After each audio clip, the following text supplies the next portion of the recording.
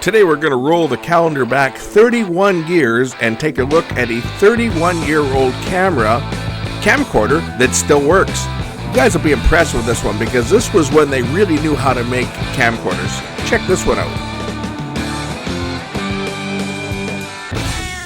It's hard to believe that just a couple of years ago you would see people carrying these suitcases around with them when they went on vacation or on holidays and stuff, just so they could take some pictures. This one still has the green card, identification of article is exported. You see, when, and I don't know that's as much of a problem now as it used to be, but it used to be if we crossed the border with our camera or anything, we had to tell customs before we left that we had a camera with us, and they would record the serial number and make us sign it. And that way we could come back into the country without paying tax, because if you left on a vacation with your camera and came back, they could turn around and think that you bought it in the States and you'd end up paying tax on the retail price. I haven't done that myself in the last several times I've crossed the border. I've just gone with all my camera equipment. They're saying, where are you going? I'm going on holidays. You got with you? I got my camera. Okay, go ahead. Right? But it used to be, you know, you had to check it out. Not so much when you got to the States, not when you were going to the States, but when you were leaving Canada. The last couple times I've gone, you know, and I've gone in there saying, yeah, I'm going to be taking a holiday. Do I need to register my equipment? What are you taking? I'm taking my video camera. Don't worry about it. That's been the attitude lately. They say, we know if it's been used, if it's an old model. But you used to have to do it every time you left. And they say this one here, as you can see, this was exported in 1990. So that gives you an idea of how old this camera is. It's at least that old. It's going to be older than that though, because this is a full-size VHS. And I have a complete setup here. I don't know if I've got the battery for it or not, but I got the adapter. I got this monstrosity. Oh, it does have a battery in it. A lead-acid battery. This one is a, what is this thing? This is a what is this thing? It's a pv420. So it's a standard VHS. It's not a super VHS. I had a PVS 350 at one time. It looked very similar to this, even with the same controls on the top. Right, so would have been very similar. This one here, the foam on the microphone's all rotten. I'd be interested to see if this thing works. Let's say this was just left at my doorstep. I came home. I've been sitting on this thing for a while. I haven't even looked at it, but this was just dropped off my doorstep. A little note that said, "A gift for you." So let's take a look at this thing and see if this one works. It'll be interesting. I haven't been into one of these cameras in years. Now some of these Panasonic ones use the full-size drum, and some of them use the mini drum. I don't know which one this uses, and we'll find that out once I get into it. So let's get the power supply out and the camera, and we'll leave the dirty case behind. Look, it even had a wired remote that you could just start and stop, record and pause, and you plug that into the remote socket on the back of the camera. You can put the camera on the tripod, stand in front of the camera, and start it remotely. How times have changed. The nice thing about this particular type of camera was that you could leave the adapter connected to your television and just plug it in the back. And you could charge the batteries, or the battery in the camera, and you could also charge an extra battery, so if you had a second battery. And it also had inputs and outputs, so you could use this as a recorder as well. You could record, use this as a slave recorder. Has an RF modulator, I believe, in here too. I'm pretty sure it does. It has an RF modulator, so it'll even connect to old TVs. But these things were brutes, as I say. What they did is they gave the user the impression that he was using a professional camera, but it's still just VHS. The thing that will be interesting to find out is if this battery will actually take any type of a charge. I'm going to say no, it won't, because it's a lead acid battery and I'm sure it's dried out, but we'll see what happens. And as I thought, the battery itself is completely toast.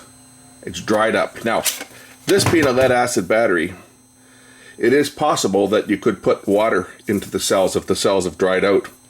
I have resurrected some of these batteries by doing that.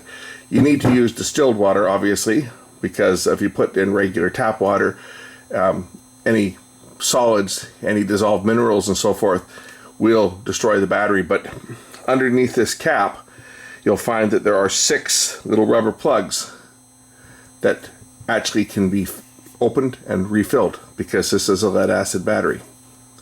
And I've done that with these batteries before. When they've dried out, I've just refilled them. So that is always a possibility with these, because you'll never get a battery pack like this today. But that I'm not too worried about today. Today, I want to see if this camera will work. You notice on the front of this, there's a switch to select the input, select camera or line.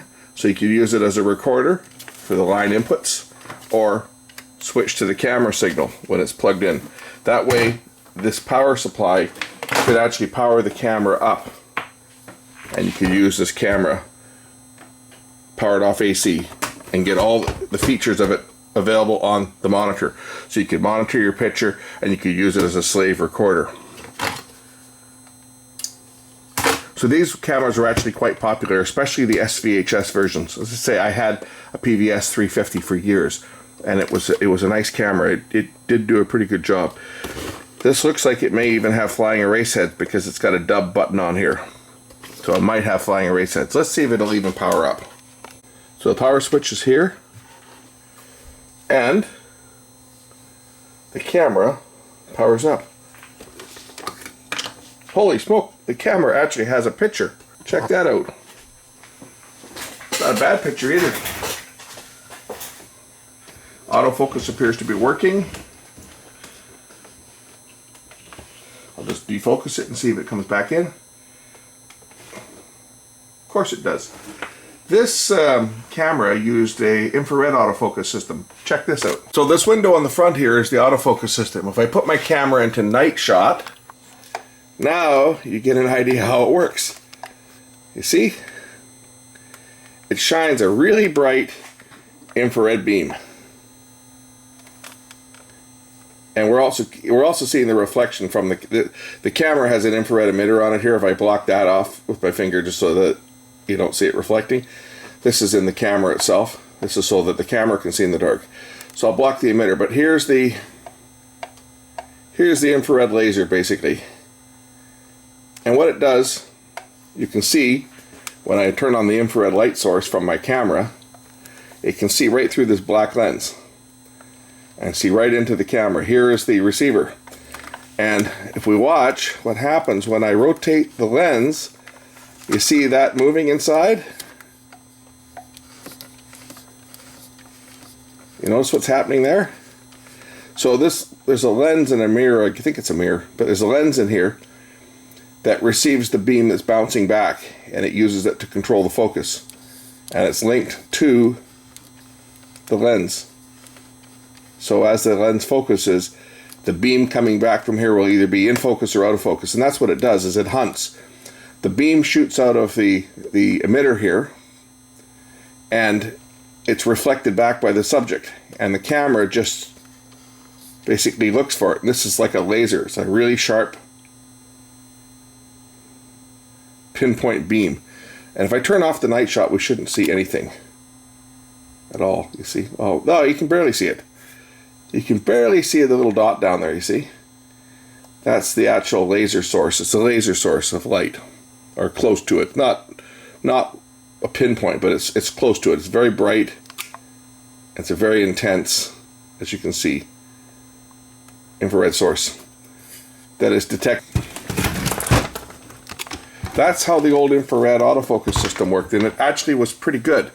It could be fooled by things such as reflective objects, like shooting through windows, for example. That was a no-no because the glass would reflect the signal and the camera would focus on the glass. So they did have their issues, but they did work relatively good for the time. They were certainly a lot better than the original autofocus that would just hunt. The piezo systems got much better. This has got a little electric viewfinder on here, and it works. Look at that. I bet you this camera works. Like, I bet you this thing works. I bet you this camera works fine.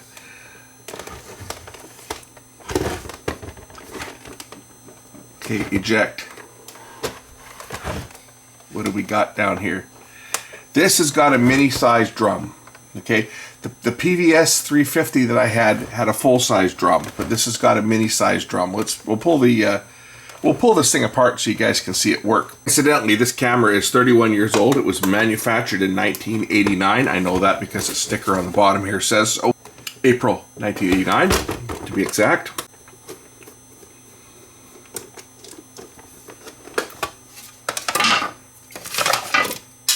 Nice thing about these ones is that the lid always was a good place to store the screws. The chassis on these was really well built. As you can see, it's aluminum chassis, solid aluminum chassis. That made these camcorders one of the most reliable camcorders I've ever seen. And you guys will be impressed when we get into this. It's all aluminum. My PVS 350 that I had, which was my Super VHS camera I used for a few years there before I made the move to go all professional stuff. So I went to professional beta, and then I went to high 8 and DV. But I used the PVS 350 for a couple years, and the only thing that I did not like about it was the white balance was the shits. It was always hunting and there was no way to turn it off. The white balance was always auto. There was no way to set it. There was no way to lock it in. You know, they took a camera that was very capable and they crippled it. But it did have a nice picture. And it had a fairly good lens. It had an 8:1 lens, I think, on it, like this one. It was very similar to this. It was bigger because the head drum was a full-size drum as opposed to a mini drum. So it was a full-size, basically a full-size VCR chassis. So it was higher than this one. I was looking for what screws I got to take out to open this thing up. I forget. It's been so long since I've opened one of these ones up. I forget what I got to take out to open it. All I know is that screwdriver is too small. And this one's probably too big. Oh, that works.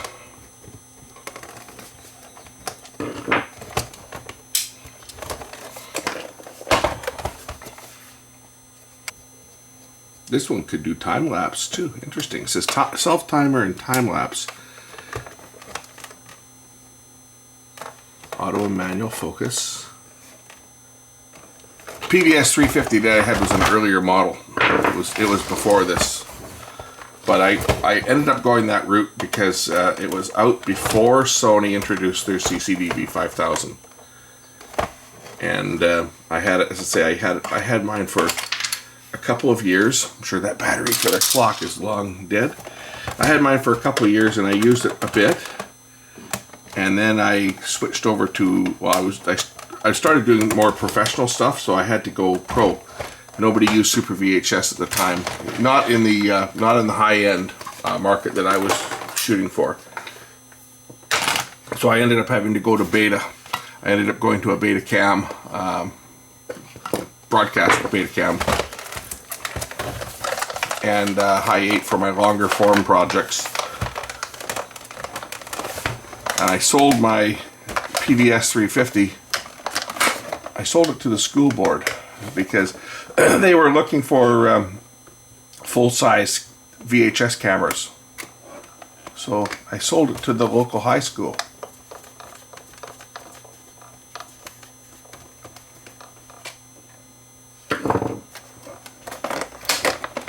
But it was in like mint condition when I sold it because it was only a couple years old, and I got my money out of it. It was, I say, that camera could very well still be working today, although I don't think anybody would be using it today, but it could still very well be working because they really built those full-size cameras were actually built pretty good. You know, today I'm taking a break from the archiving work as I just got in. I do an incredible amount of tape archiving here. It's crazy. I won't see any for a while, and then I just get buried. And this past week I've been buried. I just got 24 tapes to archive to digital. And this fellow wants them all put on a hard drive, and he wants them all in DV format, which is good because some of his tapes are like 6 and 8 hours long. At an Indian wedding that they dance, they record everything, and they'll do their cultural dancing, and it goes on for hours and hours and hours and hours, and they just basically have a camera. Well, it's not even. I thought at first it's something they just had it mounted on a tripod, but someone's actually carrying the camera around because the camera's moving, and it just goes. It goes straight. It never stops. It's like it's quite the spectacle, and they want all their tapes put onto digital. So like one tape will take like 100 gigs to do it. It's 12 gigs per hour of time, and some of these tapes have been 6 hours long. Take a look inside this camera here. There's a reason why the camera probably still works, and it's because they're not using surface-mounted caps. They're using through-hole. You can even see them down here. So I think this camera is probably going to work just fine. And again, they used a lot of through-hole because they had the space. They didn't have to go to SMD because they had the space to do it. Let's take a look at the autofocus system here while I've got the camera apart. Now we can see how this thing is made up. So if we look down at the autofocus, I thought there was another sensor in the middle that received a beam coming back, but that's actually a switch. We were seeing a reflection from it. It's actually just the two lenses. If we look, there's the emitter here. So the emitter is back here. So there's a high intensity infrared LED, more than likely a laser LED that's firing through here. Goes through this lens.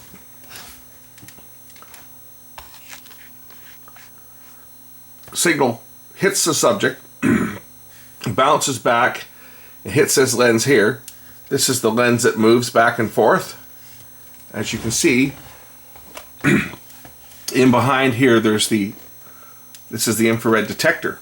This little plate back here. So as the camera searches, it's moving this lens back and forth, which is shifting. You notice it's not tilting, it's just sliding back and forth. It's focusing the signal coming back on this detector.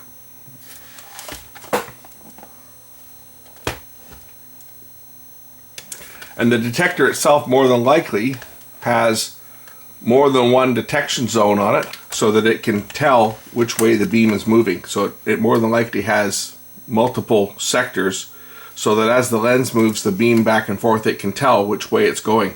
But anyway, that's the autofocus system on this camera.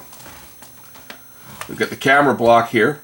This is the CCD, and this is a CCD pickup, not a CMOS, and that's why all this extra components, because CCD takes more circuitry to operate.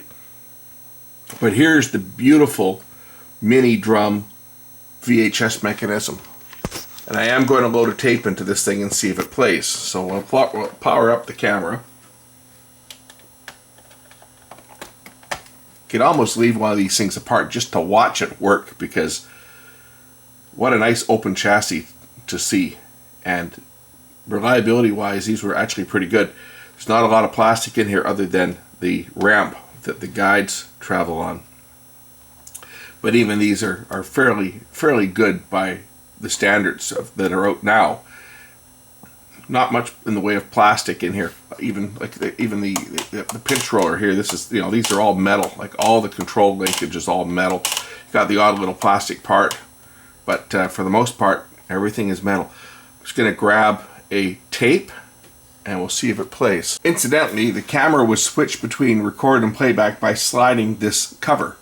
So by sliding the cover over, that told the machine that you wanted to record or play using the line input as opposed to the camera. If you slide it back this way, it switches to camera mode. Now I've got a picture on the screen from the camera, and now I have a blank screen. I press the eject button. Mechanism opens up so we can see more of this nice metal chassis. Looks like there's one belt drive from the capstan motor here, which will be a direct drive capstan motor. There's one belt that drives the take up and supply spools. We'll load a cassette.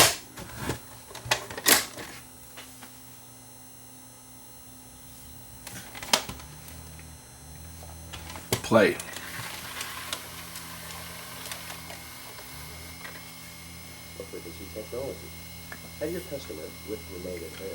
And of course the tape plays. This is the Bose sales demo. It plays flawlessly.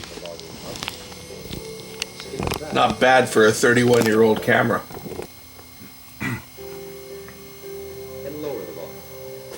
But as you notice I'm just going to turn the sound down on that. You notice the tape path on this is rather complex compared to a regular VHS. The tape is pulled out, first past the full erase head. Then the tape makes a about over 180 degree turn, and or almost 180 degrees. And that looks pretty close. Comes back over another roller, over a guide which angles the tape up at an angle. So this is a guide that's at a 45-degree angle to angle the tape up, where it hits another guide here, which then straightens the tape back up and down, so it's straight up and down. And the tape is then wrapped all the way around the head drum, and it's wrapped. Again, this one is 270 degrees is the wrap on this. It looks to be more, but the actual working portion of it is 270 degrees, because the tape exits the head here and it enters the head here. So there's 90 degrees that there is no tape in contact with the head. It's running at 1.5 times the normal speed, because it's a 4-head system like the VHS-C. In fact, this works exactly like the VHS-C. Tape is now exiting the head. It has to go a specified distance to get to the audio head, otherwise the audio will be out of sync. So the audio head is placed over here. Tape is then pulled past the audio head. There's another little guide here on the back side of the pinch roller, and then through between the capstan and pinch roller, and then right back into the cassette. As you can see, there's not much clearance between the capstan and pinch roller. In fact, the capstan is almost in the position of the original VHS transport. If you remember the original one, and if you don't, I think I probably have one, the capstan itself actually, we eject the tape here.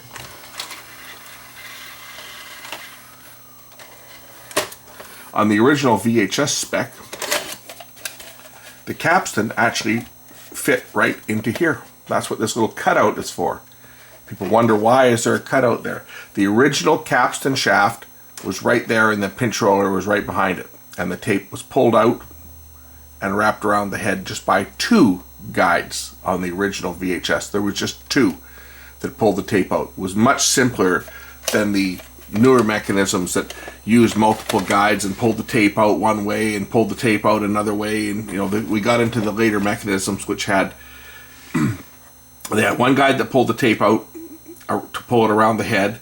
Then you had the 2 loading guides, and then you had another guide that pulled the tape out over here so that it could be put in behind the pinch roller. And the pinch roller, of course, started becoming movable, where the pinch roller would actually lift up out of the way and the tape would be pulled in behind it, and the pinch roller would drop into place. Well, that was an afterthought. That was on the later designs.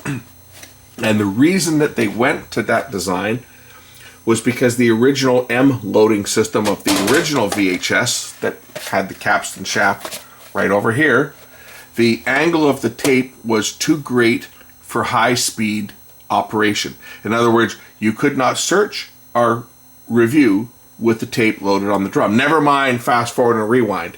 That was something that Beta could do from day one, because the angle of the tape was much less.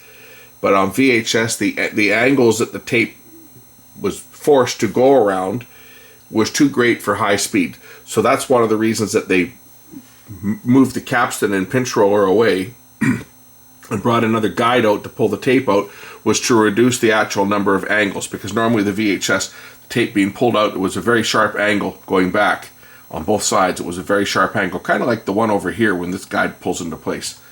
It was a very sharp angle, so as far as fast forwarding and rewinding the tape like that, it was not something that would be recommended. While I've got this thing apart, I'm going to show you guys something you should never put on a VHS machine and the reasons why. Let me go grab it. We've talked about it before, but I actually have one that I can show you. Of course, I'm referring to this. The Allsop head cleaner. And why you should never use one. I was going to make a separate video just on this thing.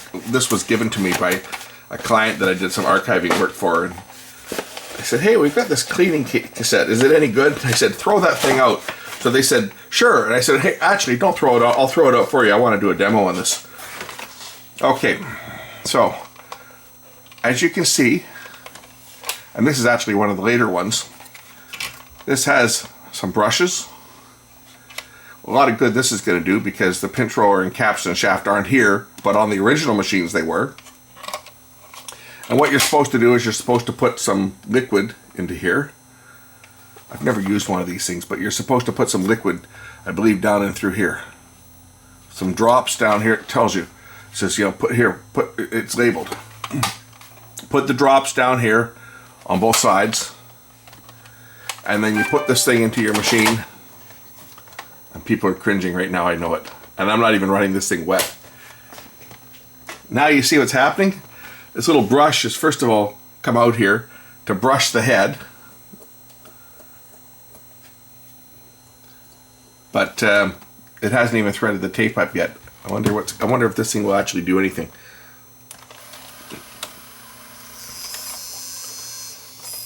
This is a later generation one, by the way.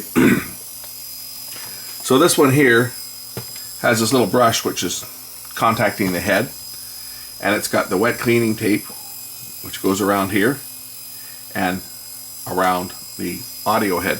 This is actually a later generation one. This is not the worst one. The worst one actually threaded the tape up on both sides, and well, you can imagine what would happen. So this was actually a later generation. I would still not recommend using one of these things at all, ever.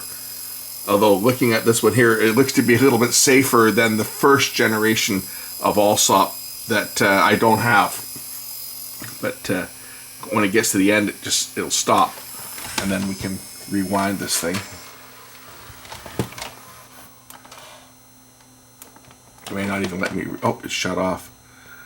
Yeah, it's jammed. Okay, I'll turn it off and we'll turn it back on, and we'll try to rewind it.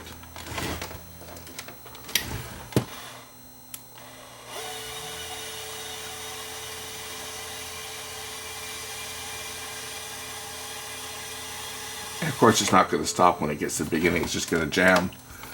But anyway, that's the good old Allsop cleaner. Something I would not really ever recommend anybody ever use on their VCR. But if you want to use one, go ahead. But I wouldn't recommend it because I saw too many machines broken. Maybe not by this design, because they redesigned it so that it doesn't wrap the entire drum. But the original ones, they wrapped the entire drum. And we'd see guides broken off or pulled out. Especially the P5 guide that was on a lot of the machines. A lot of the Sonys that used that P5 guide, and it had that plastic gear, the cam gear that threaded it out. Anyway, that's an Allsop tape cleaner, and I don't even have any fluid for it, but it just uses isopropyl alcohol. That's all it was used. Anyway, I was going to make another video on that, but now I don't need to, because I just showed you guys how they work and why you probably don't want to use one of them. And if you're going to use one of this design, because this design does not appear to be as bad for the machine as the previous one. But saying that, you're better off just taking the top off the machine, using some isopropyl alcohol and a piece of paper. That's the best way to do it. I'm going to load up this tape now, and we'll see if this camera records.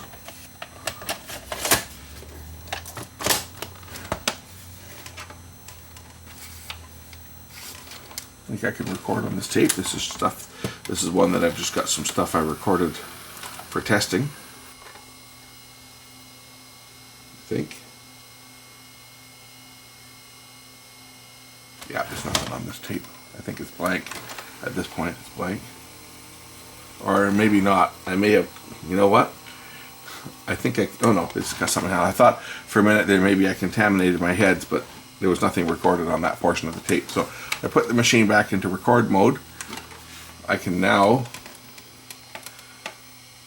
I guess I can't record because I don't have the side on it with the button to control it. I'll have to plug the control button in on the side here. The record button is over here.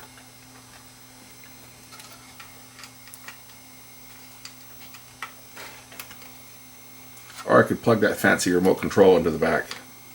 And that would work too. Okay, now we're recording.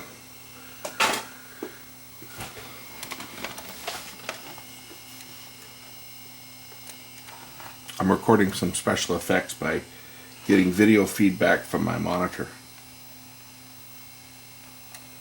One thing you'll notice is just like when I had the tube camera on, you can see, if you look around the sharp edges there, you can see the pixels.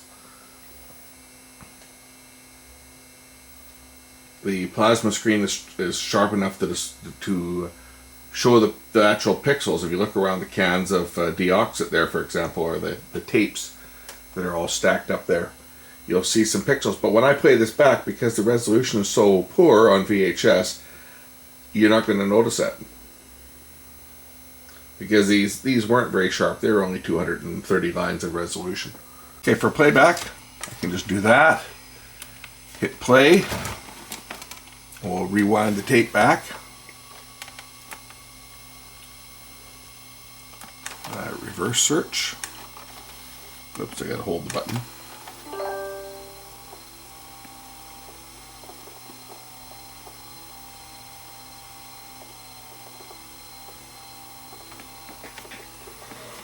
It doesn't search back very quick. It's actually very slow. It's like, I think 2 or 3 times normal speed. Again, because of all the sharp angles that the tape has to go around. Now, obviously there's no sound on this tape because the microphone's not plugged in, but here's playback.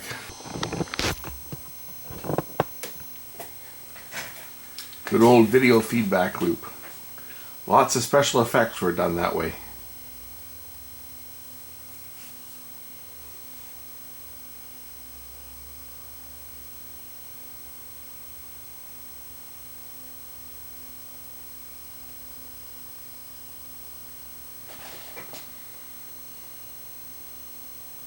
Now in a second I'm going to pan the camera up, and you'll see that because the image is soft, you won't see the pixels showing up. I guess you're seeing the instability of the tape. So because the time base is never good, especially off these little mini drums, there's a lot of jitter, and you can see that in the picture. You can see, look, the cables look like they're moving. That's jitter. And that's what a time-based corrector is there to solve. You look at the edge of the cables there. You know, they look like they're moving.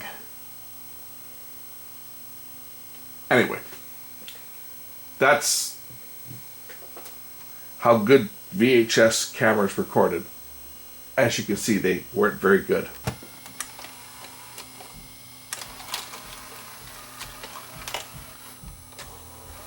There's nothing really wrong with this camcorder. So I'm not going to take it apart any more than it is, because I'm going to try and find this thing a new home. I know there's people out there that still like these dinosaurs for whatever reason. So I'll see if I can find this thing a new home. It's not worth a heck of a lot. It's actually not worth anything, but if I can find someone who's going to appreciate it, they can take it off my hands. Thanks for watching. We'll catch you in the next one real soon. Bye for now.